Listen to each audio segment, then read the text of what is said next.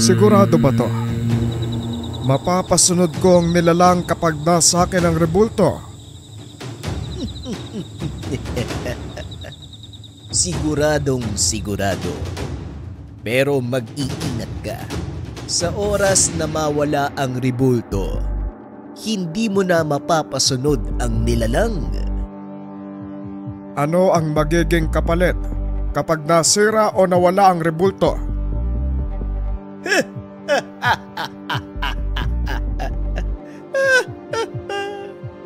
Nung oras na hawakan mo ang rebulto, nakatadhana na ang iyong kinabukasan.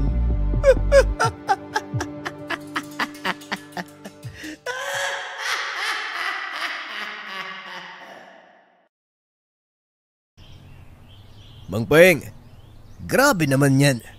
Sobrang bilis talaga lumaki ng mga baboy mo, no? Mantakin mo ha, parang kamakailan lang. Kakakuha lang ng mga suki mo dito sa bahay. Tapos, andyan na naman sila. Maliit lang yung kulungan mo ha. Paano mo ginagawa yan? Hindi naman kasi lahat nakikita mo. Meron pa ako doon sa pinakalikod namin. Hindi lang nakikita kasi tago. Swerte. Swerte lang yan. Unahin mo kasi ang trabaho kaysa ang babae. Ito namang si Manong. Hanggang tingin lang naman ako eh. Pero sige na, kunin mo na akong tauhan. Mag-isa ka lang dyan oh. Ang hirap kaya niyan. Araw-araw ko nililinis yung tapat ng bakuran mo kahit walang bayad. Konting trabaho lang po. Hindi naman ako pasaway. At saka malakas naman yung kita nyo eh. Ay nako, sobrang kulit mo. Pag-iisipan ko. Sasabihan na lang kita kapag kailangan ko. Sikat na supplier ng baboy si Mang Paeng. Mag-isa na lang sa buhay. Walang nakakaalam kung ano ang nangyari sa pamilya. Ang ipinagtataka ng karamihan lalong-lalo na si Bert. Paanong naaasikaso ang negosyo ng mag-isa? Higit sa lahat, kung bakit sobrang bilis lumaki ng baboy ni Mang Paeng. Palagi niya ring kinukumbinse ang matanda na kunin siyang tauhan. Bukod sa naaawa siya sa kalagayan nito, malaking pera ang kikitain kung sakali dahil talagang malakas ang negosyo ni Mang Paeng. Ngunit hindi siya pinapaunlakan ng matanda hanggang sa dumating ang isang gabi. 3 kalalakihan ang nakita ni Bert na umaaligid sa tahanan ng matanda. Tinandaan niya ang itsura ng mga ito, maging ang kasuotan. Inobserba ni Bert dahil masama na ang kutob. Hindi nga nagkamali ang binata. Lumalim pa ang gabi. Inakyat ng 3 kalalakihan ang bakod ni Manong Paeng. Kaagad namang sumunod si Bert.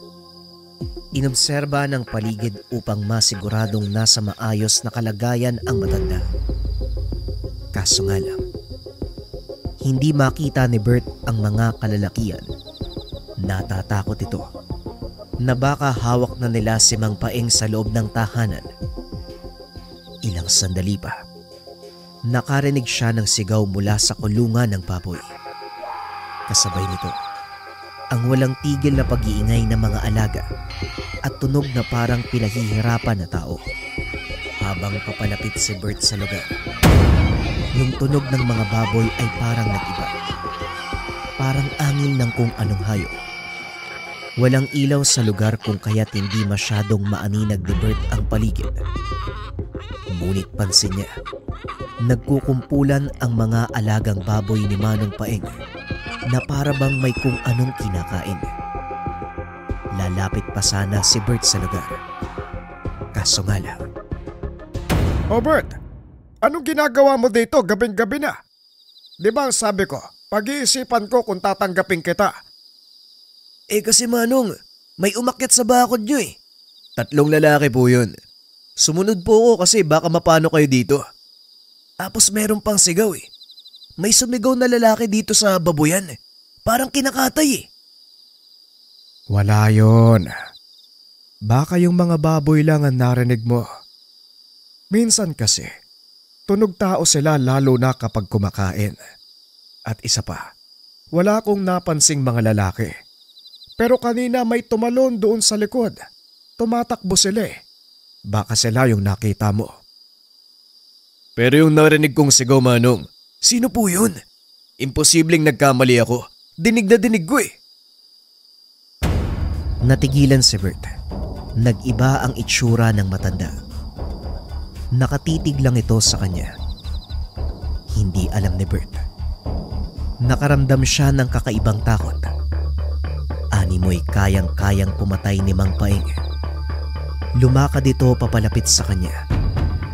Hinawakan siya sa balikat. Gusto sanang tumakbo ni Bert, pero hindi niya maikilos ang mga paa. May kung anong sinasabi si Mang Paeng, pero hindi niya maintindihan. Bukas, pwede ka nang magtrabaho sa akin bukas. Nawala sa ulirat si Bert. Ang tanging nagmarka sa kanya, meron ng trabaho kinabukasan. Talaga po, Mang Paeng? Maraming salamat po ha. Ano po yung magagawin ko? At saka, ano po bang kailangan nyo? Kapag nagtanong ka pa, hindi kita tatanggapin. Sige na, bumalik ka na bukas ng umaga. Kinabukasan, may mga katanungan man sa isipan. Pero ang mahalaga para kay Bert, meron siyang bagong trabaho. Siguro nga, tumakbo na yung mga lalaki. Hindi na rin ako magtatanong kay Manong. Ang mahalaga may pera ako. Magmula ng araw na yun, nagsimulang magtrabaho si Bert kay Mang Paeng. Magputol ng damo at maglinis ng bakuran. Ito ang kanyang gawain. Dalawang bagay din ang maigpit na ipinagbawal ni Manong Paeng. Huwag papakainin ang mga baboy at siya lamang ang gagawa nito. Huwag ding pumunta sa pinakalikod ng tahanan kung saan naroon pa ang ibang mga alaga dahil siya na ang bahala sa mga ito. Hindi na rin masyadong nagtanong si Paeng dahil sa tuwing magtatanong ito, palagi siyang tinatakot ni Mang Paeng na tatanggalin sa trabaho. Lumipas pa ang mga araw. May ilang bagay na napapansin si Bert. Yung mga bumibili ng baboy kay Manong Paeng. Hanggang doon lang sa harapan ng tahanan, hindi sila pinapapasok sa bakuran. At sa tuwing papakainin ni Mang Paeng ang mga alagang baboy, meron siyang hinahalo na kulay puting abo doon sa pagkain. Mang Paeng, matanong ko lang po ha. Ano ba yung puting abo na nilalagay mo sa pagkain ng baboy? Pinulbos. Pinulbos na katawan ng tao.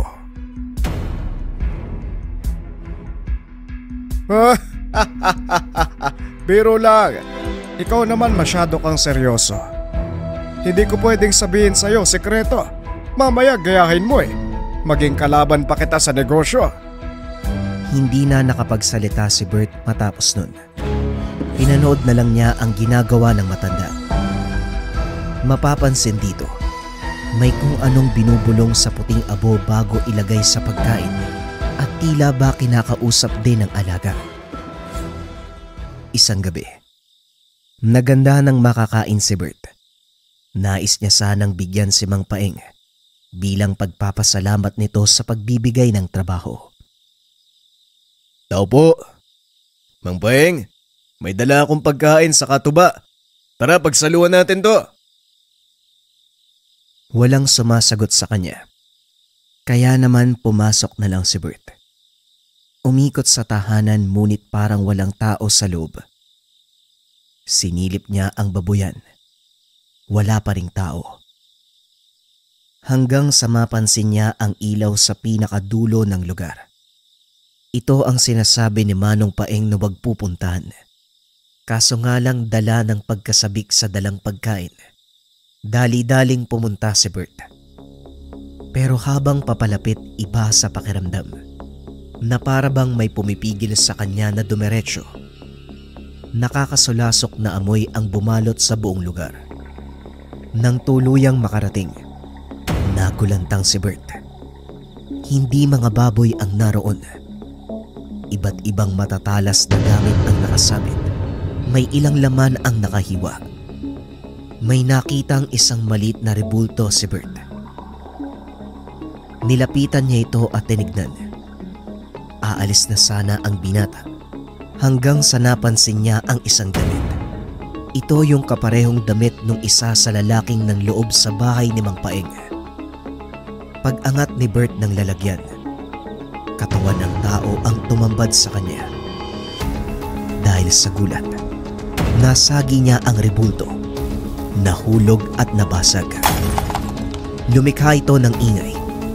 Dali-daling umalis si Bert. Makakalabas na sana ngunit laking gulat niya. Biglang may kumagat sa kanyang paa pagkadaan sa kulungan ng mga baboy. Natumba si Bert. Babangon na sana, ngunit nasa harapan niya si Mang Paeng. Ayos na sana eh. Gusto kitang bata ka kasi mabait ka. Kaso hindi ka nakikinig. Gusto mong alamin ang sekreto ko. Katawan ng tao.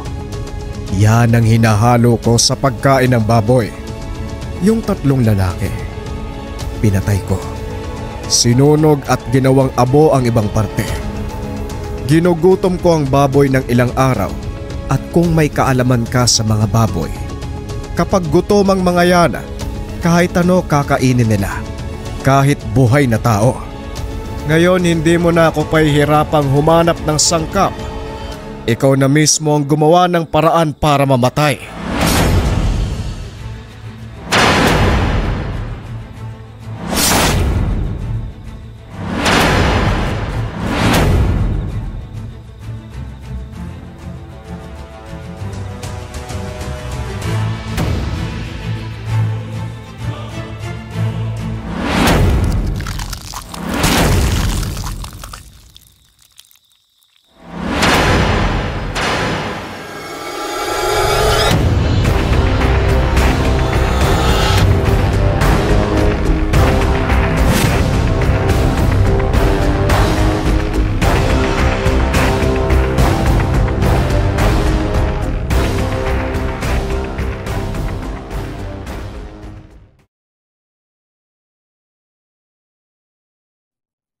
Matapos ng kaganapan, kaagad nang umalis si Bert doon sa lugar.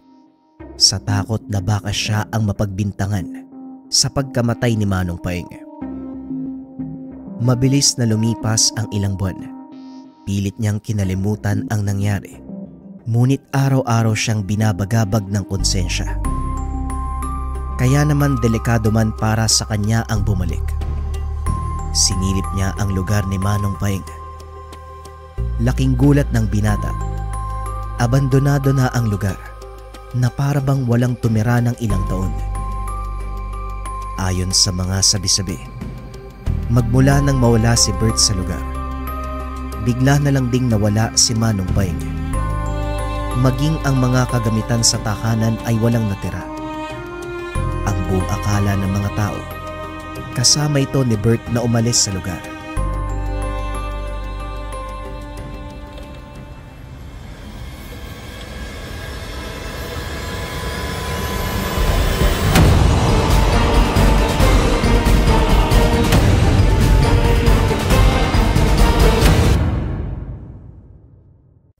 Incenso candle for cleansing, sobrang daming magandang reviews. Unang hawak pa lang nila, naramdaman kagad yung karga ng candle. Kaya wag na kayong magulat kung trending yan at maraming sold. Pero mga kabayan, mas palakasin natin ang bisa ng candle. Para sa mga nakabili na, pwede nyo akong i-message para makuha ang orasyon ng ating incenso candle for cleansing. Take note mga kabayan, may bisa na yan. Nabasbasa na, pwedeng sindihan na lang, gagana na yan eh. Pero para sa mga gusto ang proseso ng ritual, narito ang orasyon at proseso. Pero bago yun, wait mga kabayan ha. Paulit-ulit na ako eh. Marami kasing hindi nakakaintindi. Unscented ito mga kabayan. Walang amoy. Yan ang ginawang candle ng Likha Merchandise. Tinanggal natin ang sobrang kapal na usok at matapang na amoy. Pero epektibo pa rin ang cleansing sa buong lugar dahil sa mahabang proseso ng pagbabasbas. Etong proseso, Banggitin ang dasal sa harapan ng kandila, pagkatapos ihipa ng 3 beses ang kandila bago sindihan gamit ang posporo. Gawin ito sa umaga at gabi. Magandang hayaang nakasindi ang kandila sa loob ng 3 to 15 minutes. Mainam sa altar o sa pinakamabigat na presensya ng tahanan, doon sindihan ang kandila. Ito ang orasyon. Alab na naglilinis, apoy na nagbibigay init, at liwanag na nagtatanggal ng kadiliman. Pagkatapos banggitin ang salita na yan mga kabayan, isunod ang 6 na salita. Kasama yan mga kabayan kapag dumating na sa inyo ang insenso candle, and take note, gumagana lang ang orasyon sa mga kandilang nabasbasan. Kung interesado kayo, isearch lang Insenso Candle for Cleansing, Likha Merchandise.